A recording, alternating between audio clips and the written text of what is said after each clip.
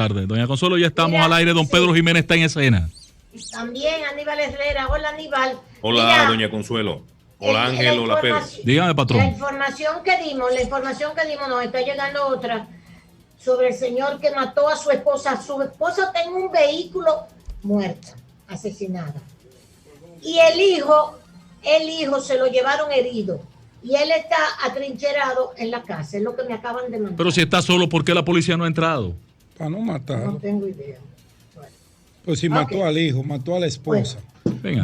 Va a entrarle a tiro a la policía. Nosotros tenemos, vamos a tener una entrevista a las 3:30, por eso vamos a cumplir lo más que podamos con los minutos de ¿cómo que se llama? Que decía Warhol, de gloria, de fama, los minutos de fama que tenemos. Adelante, Pedro Jiménez. Gracias, doña Consuelo. Gracias, don Aníbal Herrera, que no lo veo en pantalla, pero ya la doña lo tiene ahí cachao. Virgilio, don Ángel Acosta aquí en cabina. Miren, señores, 2 puntos bien breves para respetar esos 7 minutos de gloria y de fama que nos da la democracia de don Antonio Espaillá y doña Consuelo aquí, que es nuestra coordinadora. Miren, ayer... Una democracia que hay que revisar. Ayer, doña Consuelo... Principalmente contigo. Leyendo la prensa internacional, me topé con la decisión del Tribunal Supremo de Brasil, que tenía una decisión. Doña Consuelo me llamó con un trago en la mano. Yo se la mandé de una vez a doña Consuelo. Sí, se la mandé al equipo completo porque me pareció tan interesante que entendía que debía socializarla con ustedes. Yo la mandé a Ángel de una vez. Usted dice que se pegó un trago. Vamos a celebrar. Un trago. Que vuelve y vuelve. Que viva Lula. Vuelve y vuelve. Que viva la verdad, doña Consuelo, que viva la verdad. Que es lo que tanta falta hace en este mundo. Que ahora, con el tema de las redes y todas estas porquerías de la comunicación rápida, la verdad ha sido sustituida por la mentira. El morbo, la asquerosidad, la inquina. Moro tiene que terminar en la cárcel. Porque el daño que él le hizo a Brasil y al mundo, no tiene precedente en la historia judicial de ningún país del mundo. Bueno, ¿qué pasa? Que hace un par de semanas... Escúchame, Pedro. Lo que está pasando, doña Consuelo, en Brasil, hoy, todas las noches los cacerolazos son escandalosos. Es una noticia mundial, los cacerolazos en Brasil. El país entero, no dije que un barrio, la capital, la clase alta, como hicieron el show aquí en el pasado. No. El país entero a cacerolazo limpio. Entonces, ¿qué ocurre? Esa decisión del Supremo brasileño viene a fortificar, a consolidar la decisión que un juez había tomado hace un par de semanas de anular las 2 sentencias de los procesos viciados que se llevaron a cabo en contra del expresidente y líder del Partido de los Trabajadores de Brasil, Luis Ignacio Lula da Silva. ¿Qué ocurre? Lula también había incoado un recurso de revisión ante el Pleno del Supremo brasileño, que es un colegiado de 5 jueces. Hace un par de días, una de las juezas había emitido una decisión que luego, al ella ver cómo se fueron desenvolviendo los acontecimientos y al parecer fruto de alguna investigación extra y revisión de documentos de lo que fue el proceso Lava Jato, el proceso contra Luis Ignacio Lula da Silva, ella reconsideró su voto. Sí. Había un tranque porque estaba 3-2 en contra de Lula. Al ella retractarse, y parece que la justicia brasileña admite la retractación luego de haberse emitido una decisión, desempató y concluyó con que el juez Sergio Moro no actuó con justicia, no actuó con equidad, sino que fue completamente parcial en la decisión o las decisiones que había tomado de condenar a Luis Ignacio Lula da Silva a 20 años entre las 2 sentencias que se emitieron. ¿Y por qué ocurrió esto? Bueno, todo el mundo sabe que una vez Bolsonaro arribó a la presidencia de Brasil, este juez aceptó una posición de ministro de Justicia en este gobierno. Más evidencia no podemos solicitarle.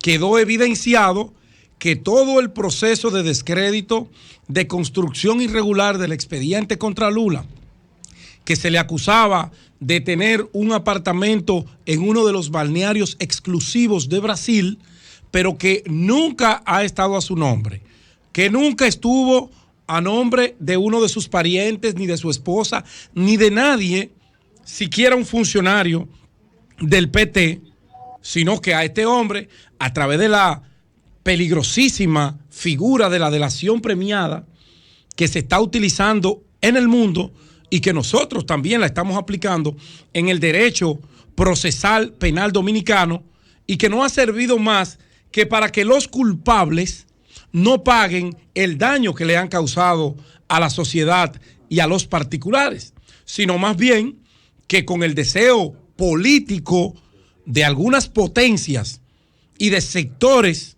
neoliberales en lo que tiene que ver con Brasil, sectores poderosísimamente económicos, que el arribo al poder de Lula da Silva les había mermado grandes negocios con el gobierno, porque este fue en una dirección diferente y se preocupó más por el crecimiento socioeconómico de su país que por el crecimiento meramente económico y rentista de la clase empresarial brasileña, la llamada derecha, ultraderecha de esa sociedad. Y Luis Ignacio Lula da Silva no solamente sacó más de 20, 30 millones de pobres, de gente pobre de la pobreza a una sociedad menos, a una condición menos vulnerable. No. Y los colocó en una situación de dignidad. No. Él también creó condiciones para que las empresas brasileñas pudieran ser opción en diferentes países de la región y sirvieran como mecanismo de ayuda también a esos países amigos de Brasil. Pero no se quedó tranquilo con esto. Lula da Silva se juntó y formó lo que se denominaban los BRIC, que eran las economías más pujantes de ese momento de la región, y estaban ya culminando la idea de la creación de un banco regional. ¿Para qué? Para no seguir por debajo de las condiciones a veces abusivas del Fondo Monetario Internacional, de los préstamos de otros organismos internacionales, sino que en solidaridad con sus pares latinoamericanos, este banco pudiera fomentar obras de infraestructura y proyectos de desarrollo en esos países. Obviamente,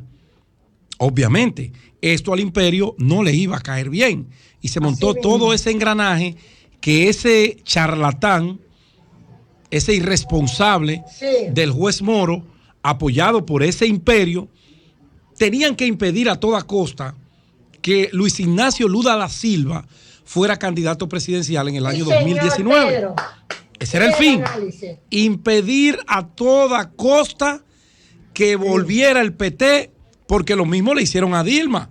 Todavía el mundo no sabe por qué destituyeron a Dilma Rousseff. A Dilma, así mismo es. No sabe el mundo, doña. No sabe. Y de buenas a primeras. No querían los ricos, los globos y toda esa prensa. Correcto. Los globos, esa es la prensa conservadora. Correcto. Los ricos brasileños. Así mismo es, Pedro. Entonces, todavía no se sabe a ciencia cierta por qué destituyeron a Dilma que había ganado democráticamente unas elecciones y que había continuado la obra de gobierno. ¿Qué fue lo que dijeron, Pedro?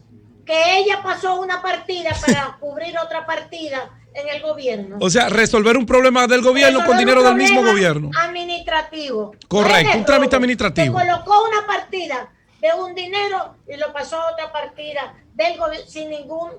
Ya eso... con eso fue que se la trajo consigo el deterioro y el atraso a Brasil con Michel Temer, que más temerario no pudo ser para la economía y el crecimiento de esa región sudamericana, de ese país sudamericano. Entonces, hoy, la decisión que se tomó, que salió a la luz ayer, no solamente le devuelve y reconfirma lo de primera instancia de uno de los jueces del Supremo, sino que el colegiado del Supremo, a unanimidad prácticamente, con un solo voto disidente, contrario, le dijo al mundo que eso fue un juicio completamente viciado y amañado y que tenía que ser anulado. Por eso yo hablaba en el introito de que la verdad siempre ha de prevalecer a la verdad, a la mentira, gracias doctor, a la mentira. Y este espaldarazo que hoy recibe Luis Ignacio Lula da Silva ha de servir para toda Latinoamérica. Yo creo que es un triunfo de la clase política seria. Aquí, señora, Pedro, ¿tú crees que repercuta aquí? Tiene que repercutir, doña Consuelo, porque ya hay una jurisprudencia y la mayoría de los casos que se formaron no con... No es vinculante. No es vinculante, pero todo nació de ese caso Lavajato. Sí, pero no es vinculante. Este caso es otro. Porque hay unos acuerdos de la unidad que se hicieron con autoridades. Escucha esto, Ángel, espérate. Yo hablé con José Ricardo Tavera. Espérate. Hay gente que opina hay vinculación.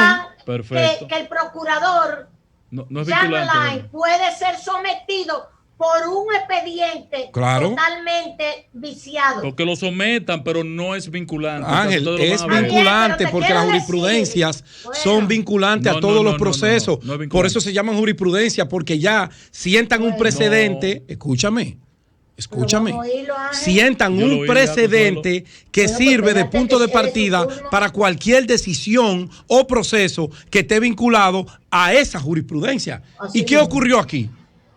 Los encartados que están aquí fueron por la delación premiada de esos fiscales que procesaron a Lula, por la misma justicia brasileña. Sí, pero no es vinculante. Partiendo del mismo hecho de corrupción. No es vinculante. El caso de Bre es una arista del caso Lavajato. Y eso es lo que estoy diciendo. Y el caso Lula es otra arista del caso Lavajato. La jurisprudencia, si te tumba la principal, te afecta a las demás. No, es que no es la principal. No. No. El caso Lula es una arista del caso Lavajato. Pero es que él no puede ser para una de una forma y para otra de otra. Ok, vamos para... Porque es como un todo incluido. No, el caso Lavajato tiene varias aristas. La empresa está sancionada, hay funcionarios presos, otros funcionarios... ¿Tú has oído hablar de los delitos conexos? Sí, son conexos, pero... Son conexos, pero no es vinculante. Cada caso es un juicio aparte. Pedro, vamos a terminar. Concluyo. Tenemos que avanzar, por favor. Señora, concluyo. Gracias. Diciendo, aquí todas esas delaciones, y te lo están diciendo los jueces del colegiado, allí donde están, por eso tanta negación a que eso fuera a un tribunal ordinario, porque era el criterio de varios, no de un solo juez. Y por eso tú ves que las magistradas Yunes, la magistrada Naranjo, le están rechazando pruebas porque fueron pruebas no vinculantes a lo que se está manejando aquí y manejadas procesalmente de manera incorrecta. ¿Por qué? Tienen que llamar a Jan Alain y preguntarle eso. Sí, señor. Me dijo José Ricardo Tavera hoy, que es abogado de Tommy Galán, que hay algunos que están planteando tiene mucho tiempo en eso, pero que lo sometan. De Jan Alain con respecto a ese expediente. Yo quiero ver ese expediente. Deben hacerlo. Jan Alain tiene que pagar muchas cosas aquí. De una mala práctica en la justicia. Bueno. Así es. Seguimos. Perdón, que no aquí estoy está viendo. Virgilio Félix. Aquí está Virgilio. Virgilio, adelante.